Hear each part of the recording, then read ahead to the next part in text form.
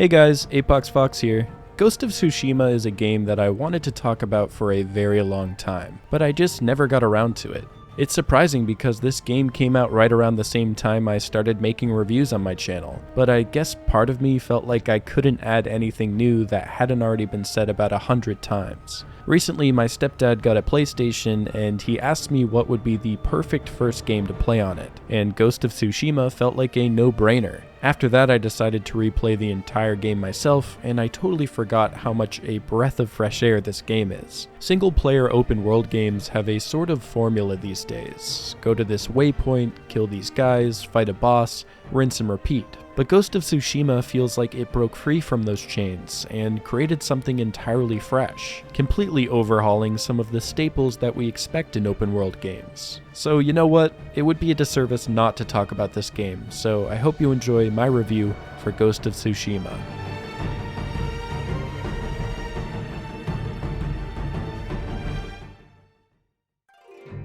In Ghost of Tsushima, you play as Jin Sakai, one of the only remaining samurai that's left on Tsushima, which is a remote island off of Japan. Jin is a very unique protagonist because when you first meet him, he's actually pretty unlikable. His family are like royalty on the island, and he's basically just a rich kid who had everything handed to him on a silver platter. For the first hour of playing, once you get to know his background and past mistakes, he kinda sucks. When was the last time you played a game and immediately didn't like the main character? The thing is, having Jin be super unlikable at the start of the game gives him a huge opportunity for growth, and having Jin start to follow his own path rather than the path that was laid out for him by his ancestors, it becomes so much easier to root for him. Now that the Mongols have made themselves comfortable in Jin's homeland, it's the only opportunity he has to step up and redeem himself. The main internal struggle for Jin is actually one of the main mechanics of the game, which is doing what is most honorable or resorting to doing what's necessary to save his homeland. He also has to question whether his journey is to protect others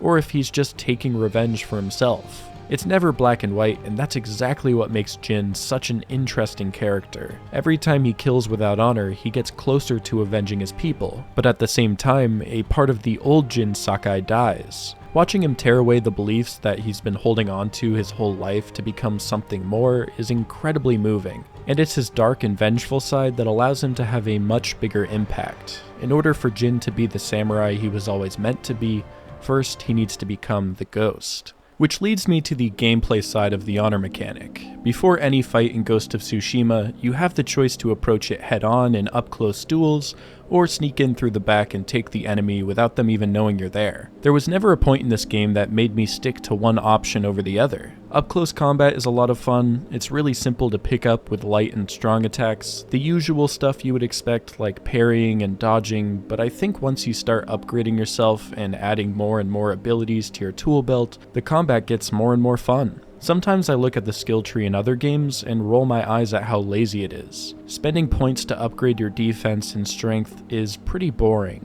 But with Ghost of Tsushima, there wasn't a single upgrade I wasn't excited to unlock. Whether it's kunai throwing knives, or smoke bombs, or throwable explosives to make enemies blow up, they only work to making combat have more options rather than making yourself overpowered. Melee combat is a ton of fun. Landing a perfect parry on an enemy was difficult to master, but once you get the hang of it, sword fighting is extremely smooth and easily one of my favorite combat systems to date. You can also decide to avoid direct combat altogether, which would be the dishonorable thing to do, but I actually found it really rewarding. It may take much longer to take out a whole camp of enemies, but there are just so many fun gadgets to use in stealth. The grapple hook is definitely a highlight for me. Swinging above a group of enemies to get from building to building looks and feels so cool. Especially if you're using the PS5 remote, you can feel the tension in the triggers. I also loved the smoke bombs that allowed you to assassinate like 5 enemies at once.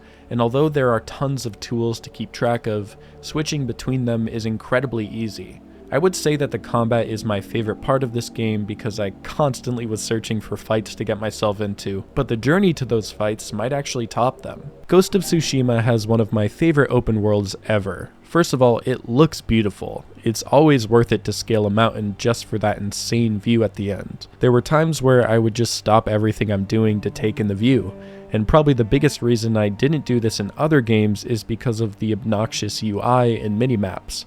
but in Ghost of Tsushima they completely rebuilt the idea of waypoints. I remember when I first played The Witcher 3 and I found myself so distracted by the minimap that I rarely even looked at what was happening in front of me. I resorted to just turning it off, which sucks because I had no clue where I was supposed to be going, but it was the only way for me to actually take in the world around me. Ghost of Tsushima did something I have never seen before by making the waypoints an actual part of the world. Now if you set a waypoint, the wind and leaves will guide you in the right direction, which kind of blew my mind. It's always right in your face when you need it, but never distracting. You could be heading in the right direction, but you don't feel punished by stepping off the beaten path and checking out something cool in the distance. They even bring this idea into other aspects of the game, like finding collectibles and rare armor. If you see a yellow bird flying above you, chances are it will lead you right to a new katana. If there's a fox running around, follow him, and chances are you'll find a shrine to upgrade yourself. It does all the heavy lifting of mini-maps in other games without taking you out of the immersion, which makes exploring Tsushima that much more fun. Also, the soundtrack is nuts. There are a few songs in this game that I felt emotional attachment to. The melodies are memorable in the same way that Minecraft and Zelda music get stuck in your head for hours. Yes, there are battle themes and calming exploration music,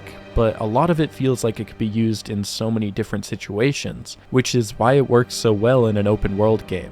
I'm even listening to it as I write this script, and the script says you have to subscribe. Haha, got 'em D's nuts.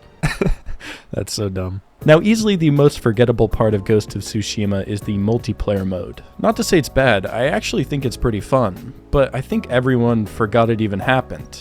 Basically, you and 3 other people have to defend a camp while waves and waves of enemies try to kill everybody. You can pick a class like Samurai or Assassin, you can unlock a ton of really cool armor, but it definitely is lacking in replayability. There are only 4 maps, or at least there were last time I played, so there isn't a ton to keep things interesting. Still though, they didn't need to add this mode and they did anyways, so I can't really complain. Also, I like it, but it did get old after a couple hours. Other than that, Ghost of Tsushima is pretty much a masterpiece. It has its flaws like some ridiculous bugs, but every game has those here and there. None of them were game-breaking, so I just thought they were funny. If you're considering playing Ghost of Tsushima for the first time, you should absolutely do it. It's important to support games that are attempting to mix up the formula, and it's rare to see a AAA game do that. Also, I want to take this time to say, if you disagree with anything in this video, that's totally fine, and feel free to give your takes in the comments. I always love hearing other people's perspectives on games, and everybody has a right to their own opinions. Kinda unrelated, but they also have a really great photo mode in this game. I probably spent 10 hours on this mode alone, and I'll be posting some of my favorites on Instagram.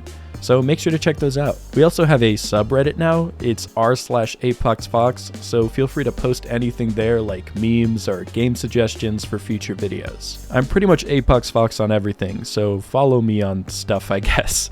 Anyways guys, thanks for the support. Subscribe if you haven't already. I will catch you guys next week. Peace.